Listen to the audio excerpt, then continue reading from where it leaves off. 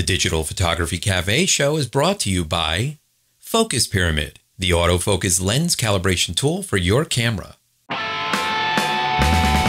Welcome to the Digital Photography Cafe show. Join host Trevor Current and Joseph Cristina as they serve up the hottest photography news and commentary.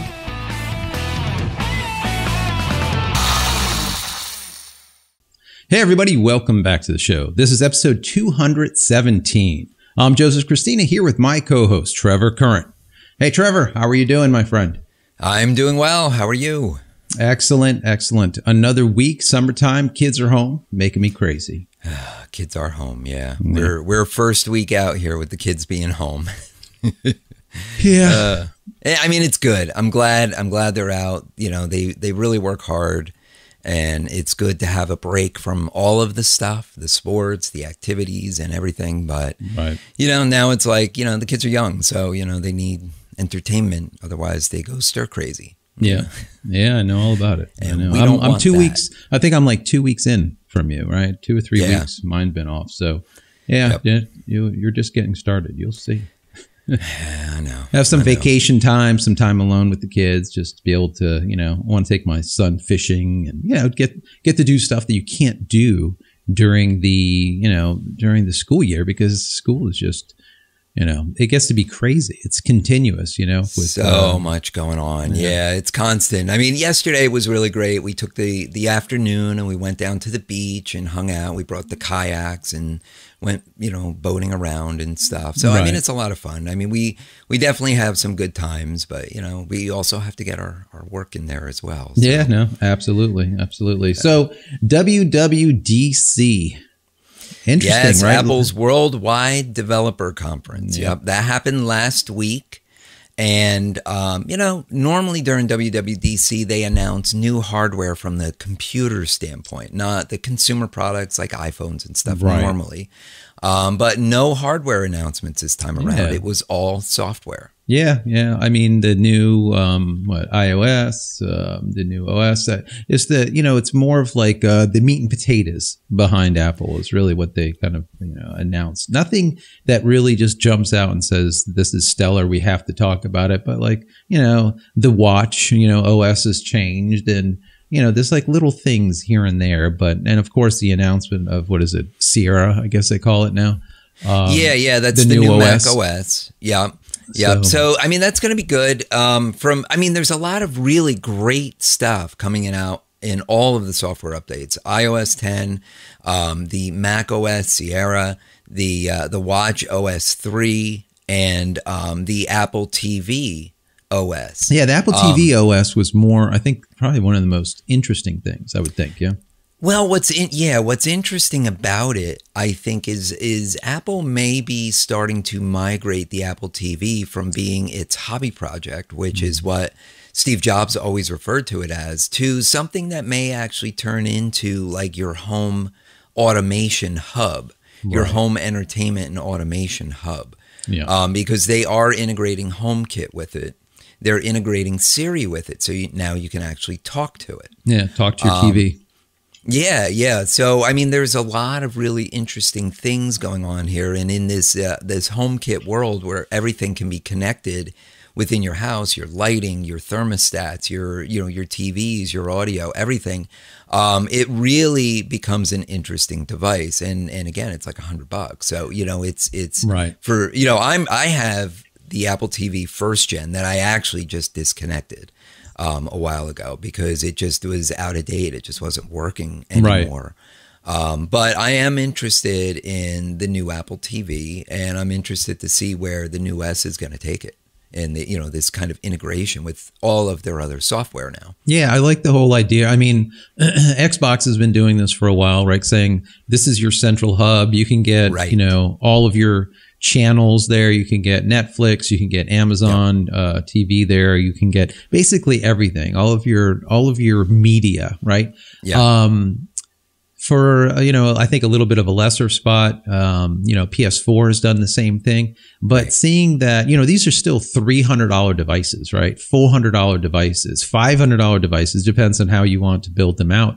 It's expensive. And like you said, $100 for an Apple TV and have that centralized hub for all of your consumption of media. I think that's just, I mean, the price just makes it right.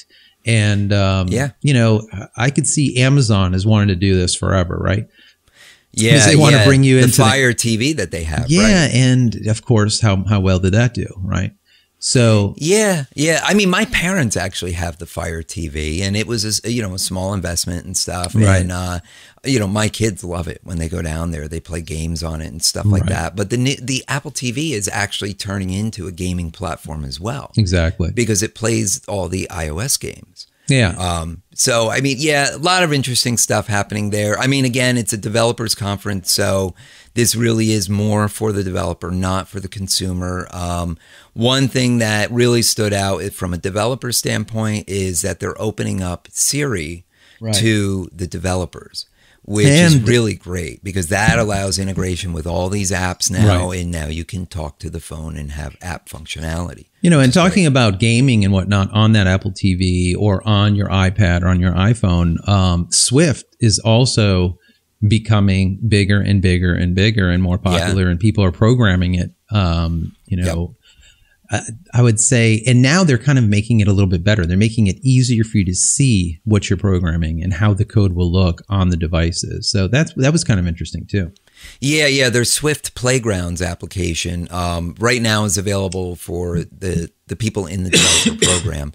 But it's basically a teaching platform. You know, it teaches you the language and it gives you the ability to kind of, interact with it and make little test projects and things like that. And you can do it on your iPad. Yeah, and I like really that you can actually see what you're doing, like real time. Normally, as programmers, you're writing, you're doing the coding. Then later on, you're going and seeing what is kind of transpired. It's not you got to compile it and run it and see whether it actually works. Here, it's like real time. Okay, so I do this and I get that, and I do this. And I mean, if you have two monitors set up, a dual monitor system is just so cool. You're programming on one, and whatever's happening is over. It's happening on the other, and you're actually seeing that.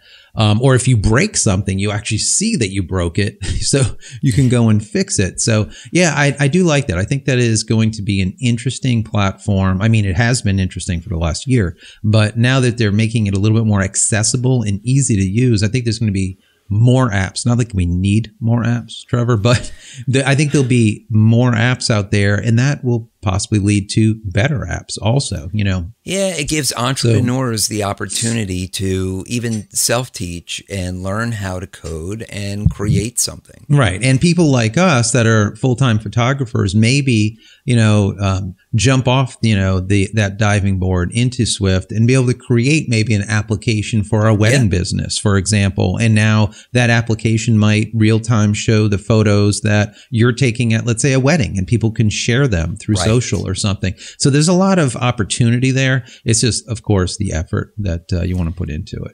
Yeah, and the learning curve. Yeah. So moving on, Adobe, right? Always an Adobe type of, some type of Adobe coverage, right?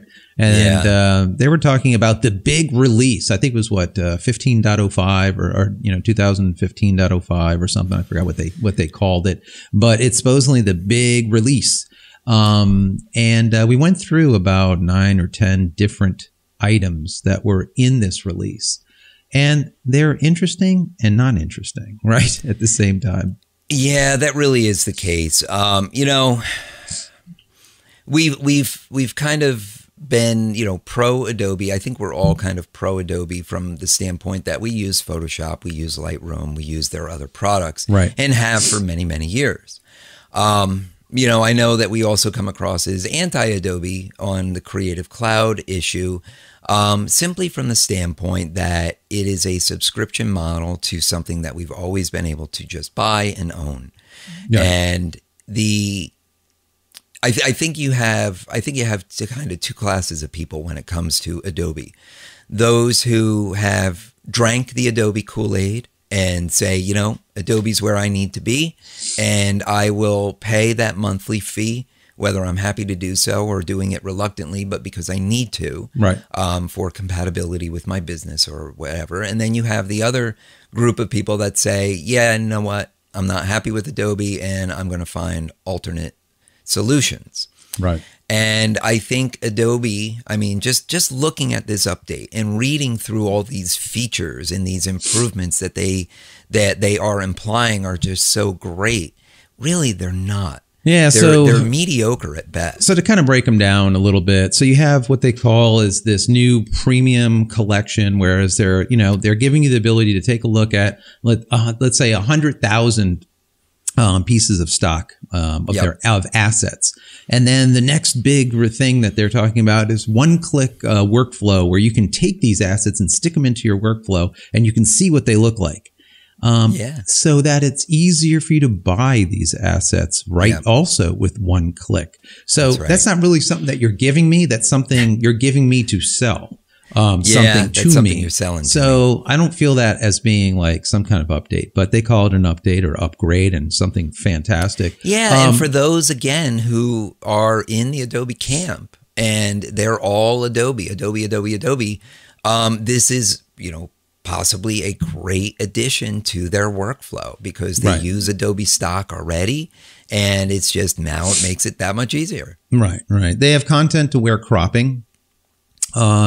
We've been doing this literally since the beginning of time with, Photoshop. I mean, it's just an easy way to crop. And guys, you guys, I'm sure, are aware of this. You take a picture and let's say it's slightly off. You go and you kind of kick it a little bit to get that horizon straight or whatever part that you want straight. And when doing so, you're going to end up with some white on the top and the bottom. So what are you going to do? Either you're going to crop in to cut off the line so you still have a nice set up image, or what you'll do, and what I do a lot of times, is I will take the picture and then I will, through perspective tool, kind of stretch the areas that I need out. So let's say it's a cloud, let's say it's a picture on the beach. You're a little bit cockeyed. You straighten it out and then go maybe stretch the sky out just a little bit, right?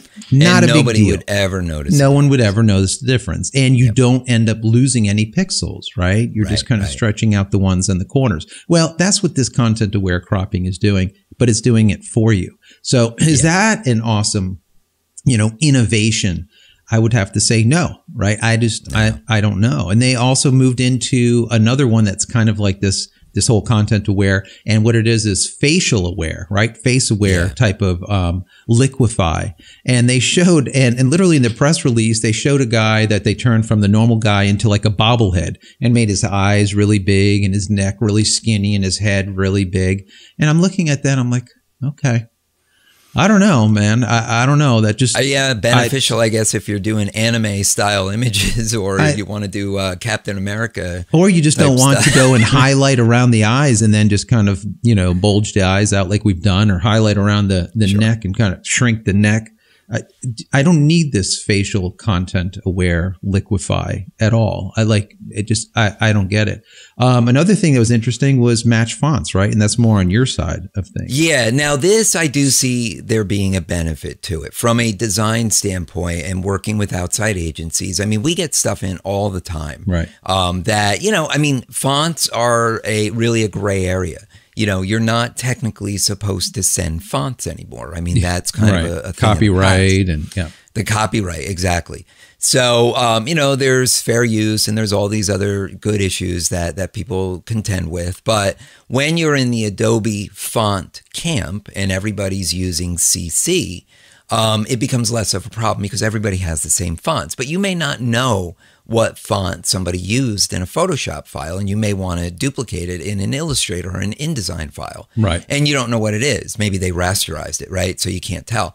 So this feature will help to identify what that font was that was used. So then you can go and put a name to the font and go and use it in another application or use it within Photoshop as well. Yeah. I do really like that. But again, if it's some type of third-party font, it's not going to identify. It's not going to do it, at number one. Number two, according to what I read, and I could be wrong here, it looks like it's for Photoshop.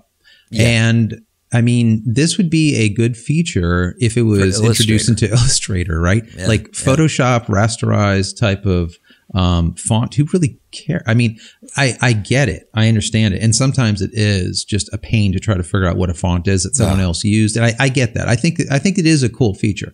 Do I think it's revolutionary or something amazing? Not really. If it's not in Illustrator, why is it not? It really needs to be in there. That's where it should be, period. That's where it should be. They have fast export, which is literally like, I don't even get this. I mean, forever, guys, we've written, or I know I have, and I'm sure you guys have too, scripts to do certain things. Like for me, let's say if I worked a wedding, I want a script that maybe produces 8x10s, 4x6s. I want also some 640 by 480s for web use to be able to put online just to show as proofs, let's say. And I want my copyright on all of them. So I would write a script to do this. I hit enter and I'd leave. Okay. And by the time I come back into the studio, you know, I have 3 folders with everything done and that's it. Well, that's what this fast export is over on Illustrator. Don't understand that. I don't know. I mean, like I said, we've been doing that forever, but I guess this is just literally taking that script and then writing code for it so then you can go fill in the blanks and it'll do it for you. Yeah, with a push of a button. I don't know. Also Adobe XD, it's a, you know, for a design app, which is kind of interesting. And then the new virtual reality that they're introducing into Premiere Pro, which is kind of pretty good for doing, to kind of see what you're seeing, kind of like a field view. So you can see what you're doing as the editor or as a filmmaker and kind of, I think anything with 360 video, VR, 3D, any of that stuff. I mean, if they can add that in, I think that should be welcomed because that's the hot stuff right now. Right. That's the hot button. You know? So I mean, okay. So that sounds interesting to me. That part of it does. So there was like we said, there's a couple of things that are interesting, but I would say this type of interesting is like dot release interesting. Not it's like, a dot release, and they made it into like something that to me, it really is not. So, but anyways, if you guys are on the CC platform, you're going to get the brand new, latest and greatest. And let us know what you think. That's really what we do here. You know, if you tell us you absolutely love it, tell us what you love about it, because we'll definitely talk about it on the next show and let everyone know what is that specific feature that you love or another feature that you hate, you know, whatever it is, let us know. That communication is very important.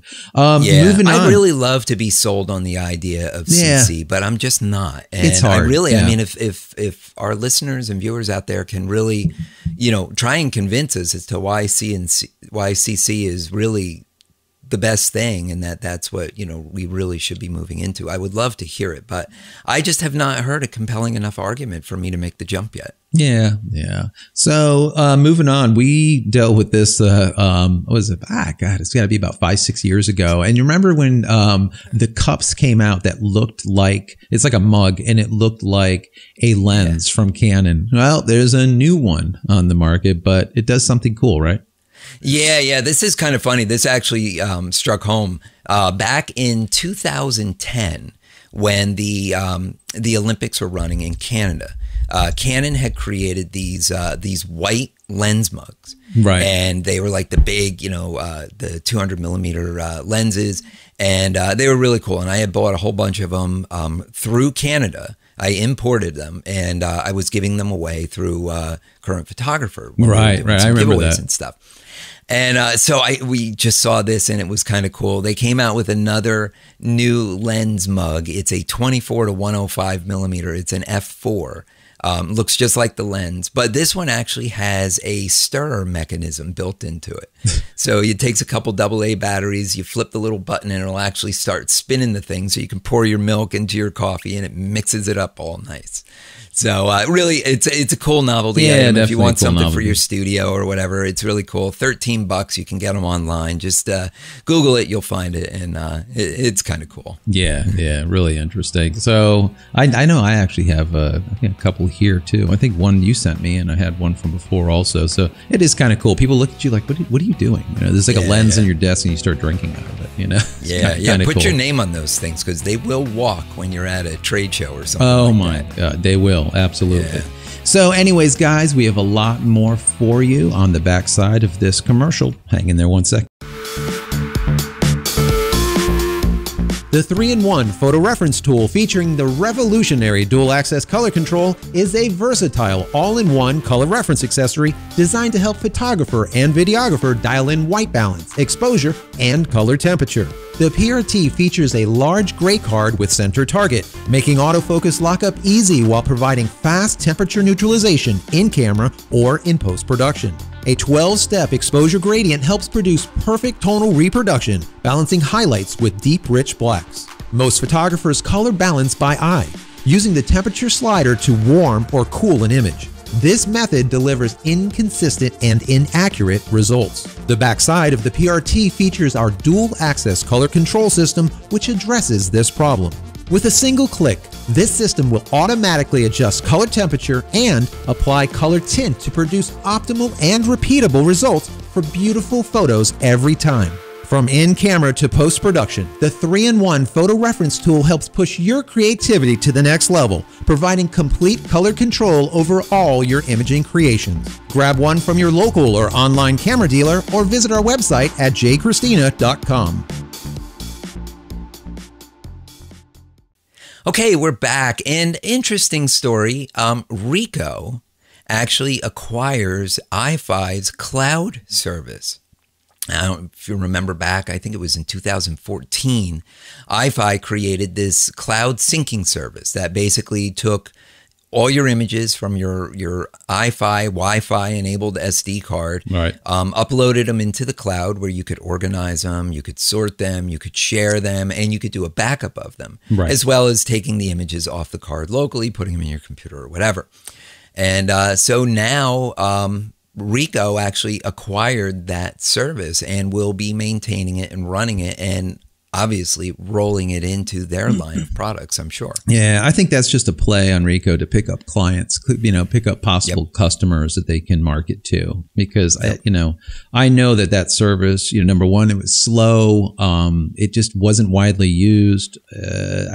I don't see what kind of play this is. There's so much cloud service, cloud, everything's cloud, yeah. That's out there. Just another one. I don't get it. I don't understand it. But I'm going to have to say it's just an acquisition for database. I would have to say so.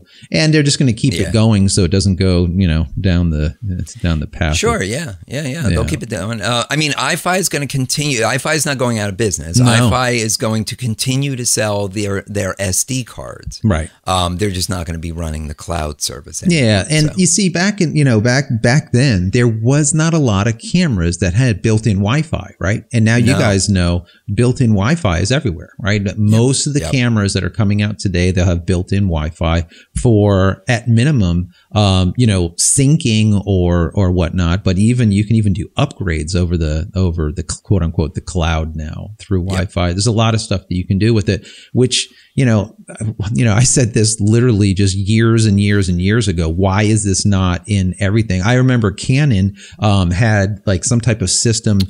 Remember those add-on things? Oh my God. It was like $250. $250, $300 for basically adding Wi-Fi that was like slow as just, you couldn't even, it's not even usable, right? Right. And that was like the big thing. And then other companies just started having that built in all the time. And, Canon has always been you got to keep in mind though, to it's Ricoh Pentax, right? And exactly. They have their line of point and shoot cameras. Right. That do very well. I think we talked about on last week's show about Pentax and their ruggedized point and shoot cameras. And having this cloud service to be able to integrate with their consumer products may actually not be a bad idea. It could be a good entryway for them, to get consumers into their ecosystem for the long term. Yeah, I would liken it to having your iPhone, taking that snapshot and having the phone automatically upload into the cloud, which a lot of people have already set up. Yeah, to iCloud, which is cool. Yeah, having that possibility or that functionality, I think it's good. It's not a bad thing, but I still think, like I said, I think it's a database type of absolutely. They like the database pull for sure. So Sony this week, an interesting kind of play here. Sony, I always say that they're just on it, right? They just are doing innovative stuff, and they just do stuff that just not the norm. It's not that everyday thing. And my understanding is they were making solar panels, right? And they're looking at how the solar panels were made, what makes the solar panels better. And they found that solar panels that were etched in a certain way reduced that reflectiveness and actually absorbed more light through this etching. And they said, well, what the heck? How about if we, did this type of etching instead of on a white silicon wafer, on a white wafer? How if we use a black wafer? And this is what they did. And they etched the wafer. And now they're looking at using this for the sensor material going forward. Yeah. Really, really interesting. This is the kind of stuff that I talk about all the time. The difference between, this innovative stuff and just, just status quo, doing the same old. It's very, very cool. I mean, think about it. If this technology now could bring a standard sensor like to a whole new level, this is huge. This is huge for Sony to move into this area, to move into this market, because we know Sony's making sensors too for other cameras. Yeah. This can really, from an industry standpoint, this could really help change the industry. Yeah. And they call it, I think, psionics or something like that, which, in short, they call it the black silicone. But it's very, like silicon onyx, right? Yeah. They're looking at a 30% increase, I think, of light that it's actually capturing, which is, figure on, let's say, a third stop of light, guys. You think about it, well, that's not a lot, but actually it's a lot. When you're, mincing numbers and you see a third stop of light, that's just free. You don't have to do anything. You don't need to open up, you don't need to open up your lens. It's just exactly. And, using this wafer in comparison to the old style wafer with the etching on there that literally seems to be working. Just like you said, this could be that innovative thing that now you're going to start seeing right across the board. But this is what Sony's been doing. And, I sound like a Sony fanboy, and I'm not. I'm like a Canon guy, but I shoot everything. But I kind of call it how it is. And I think anyone that's been listening for the last 6 years of the show, I don't really care. If the product is crap, I'm going to say that it's crap. If it's good, I'm going to try to tell you why I think it's good. And I think this could be something that is not only interesting, but it could be a movement that other companies will see. And like you said, now that Sony is making a lot of these companies' lenses, a lot of these companies' sensors, you might start seeing these sensors in other parties' cameras. So very cool. Yeah, that's very cool. That's right. Yeah, they're always, Sony's always in the news, and they've got another one that came out too about their people hacking the firmware for their cameras. So, we've heard about firmware hacking all the time for the Canons, the Magic Lantern firmware hack that you can do, and it adds functionality and stuff. And it's really cool. And a lot of people really, really like it. They use it, What's happening, though, is people are hacking the Sony cameras, the firmware, and it's basically jacking them up. And Sony's saying, you go and you hack the firmware, and then you're having problems with the camera, and then you send it back to us, and it's because you got hacked firmware. Yeah. And so basically they're saying, we're not going to warranty. If you hack your firmware, you're going to void your warranty now. Yeah, so we were reading. They're tired of playing games here. Yeah, guys, we were reading this release that it's like in Japanese or something, and the translation just sounds completely a wreck. Yeah, so we're not going to quote it, but the bottom line is: you hack our firmware, you no longer have warranty. Period. That's right. End of story. Right. That's like the end of it. So don't hack the firmware, and you'll be fine. So, but yeah, just like you said, Magic Lantern. That was huge. For back in early HD video on the Canon, man, that was huge. People were using that all the time. Yeah, absolutely. So moving on, for many years now, I've always spoke about medium format and how if I do a fashion shoot, I'm going to use Hassies. Why am I using Hassies? Because I've done testing and I don't care what Canon I use, from a 1D, the top of the line 1D. If I shoot with a Hassie, medium format, the amount of resolution, the amount of pixels, the amount of data that I have available to me to work for, let's say, a magazine cover, whatever, is just exponentially better. It's huge. It's massive. It's just not even on the same level. People are like, oh yeah, I could use, no, medium format is medium format. And over the years and many conferences and speaking to companies like Panasonic and other companies that, they pride themselves on using the 4/3 stuff or, smaller, even smaller than APS-C type sensors. And I've always said, obviously quality of pixels are important, but pixels are important. The more damn pixels that you have, the better it is. It allows the camera not to work so hard, to sit there and just, have all these algorithmic equations trying to figure out how to reduce noise and how to add contrast and reduce moire and all. Just stop, just stop all that. Get a ton of pixels and then pick and choose and do what you need to do. And the big pixels. Exactly. Big fat pixels. By using a larger sensor.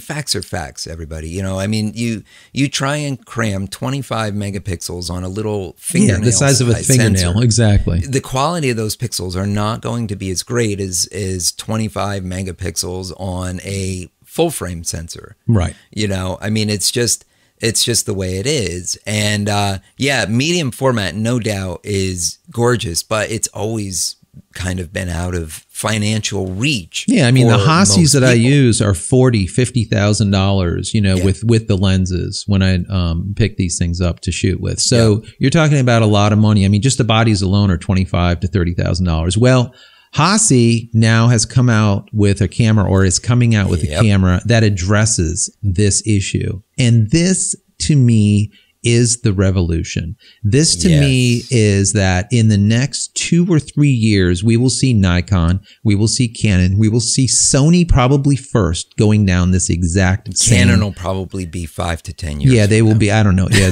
they're still stump. I don't know. They're trying to figure out their name. But honestly, Sony is going to be right around the corner with this. I really do believe that, and that is a mirrorless medium format camera. And this is cool, man. This is revolutionary. At the time of recording, we received a press release this morning. This is literally hot off the presses. This came out literally an hour before us recording this. We packaged this up and stuck it in the very end of our show notes here. But exactly. This is awesome. This is the X1D. It is a compact, relatively lightweight. It's 725 grams. Portable, hand-sized, mirrorless, medium format camera. Right. This thing looks like it's going to kick ass. It really does. 14 stops of dynamic range. And a 50 megapixel 50 CMOS. megapixels. And these are 50 megapixels. Pixels like this. Not pixels like that. Pixels. The big fat pixels. Lots of data. Lots of information. Looking at like 12 compatible lenses for it. What's interesting here is they're getting it right to start with. They're doing video right away. You got video. You have a screen in the back that you can actually look at that is looking fantastic. They're shooting up to, I think it's a 200th of a second. I would like to see 250 to 320 as far as sync speed, but 200 is okay at medium format. It's not bad. When I started shooting medium format, it was like down in the tubes. We were shooting at like a 60th, at 100. Yeah, I remember that. But you know what I really like here? So they call it the X1D. Guys, this is my 1D, all right? There's a reason why I'm showing this to you. This is my 1D, the original 1D. Little crack back here a little bit, but this thing is just a trooper. Okay, you can kill someone with this 1D. This thing weighs like at least 2 pounds. But this camera was $8,000, and it got me a whopping 4.3, 4.2 megapixels. That's right. So figure half like your iPhone or somewhere on there. That's the megapixels at $8,000. What's interesting here is this revolutionary camera is going to be coming in at that same price range, right around $8,000, $9,000. But medium format at $8,000 or $9,000 in comparison to, a Hassi or someone else's big, let's say, camera, so to speak, at 20, 30, 40,000 is an amazing price for an entry level medium format camera that literally in 2 years will probably be right around $4,000, which is what happened with this one.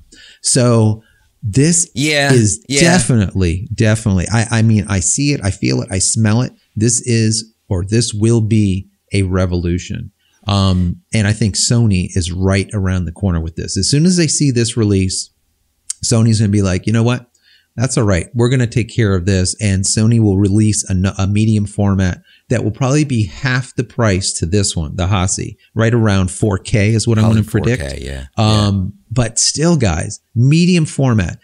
If you can ever rent one of these and go and shoot with it, go shoot a wedding or go and look at the what you produce compared to your current APS-C or your Micro Four Thirds, which is a joke, or your full frame camera, you're going to be like, I don't even know why I have, it's just, they're not even on the same caliber. It's not even the same level. So, I am so excited for this.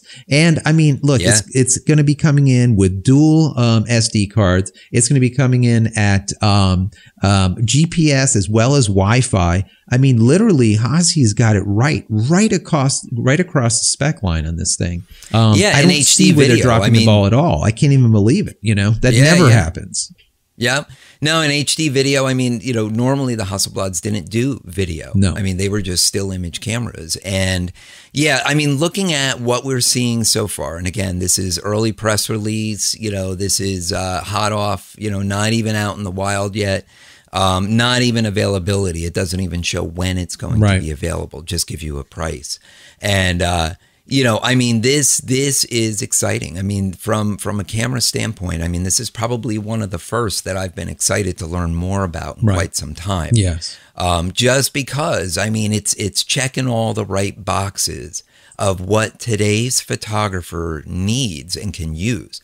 I mean, can everybody afford $9,000 for a camera body? Maybe not. But I would say that this is not an entry-level medium format. I would say that this is a medium format, a quality medium format in a compact body size. But remember this too, the Sony Alpha, the A7s, the brand new latest and greatest, they are about $3,000. So, and that's where I'm predicting if they can go and take that full frame sensor that they have currently on that mirrorless camera, flip that over to a medium format, and keep the form factor, make it slightly bigger if they need to.